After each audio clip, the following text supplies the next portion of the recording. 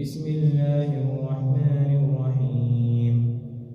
يا أيها الذين آمنوا اتقوا الله حق تقاته ولا تموتن إلا وأنتم مسلمون واعتصموا بحبل الله جميعا ولا تفرقوا واذكروا نعمة الله عليكم إذ كنتم أعداء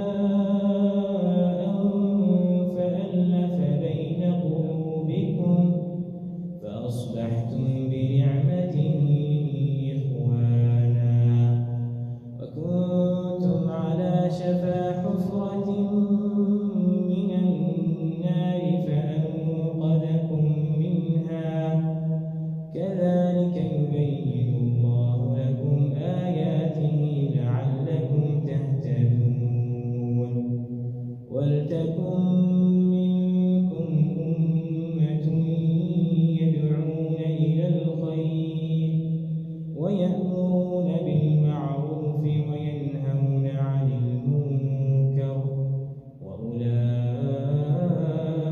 وأولئك هم المفلحون. أعوذ بالله من الشيطان الرجيم. بسم الله الرحمن الرحيم.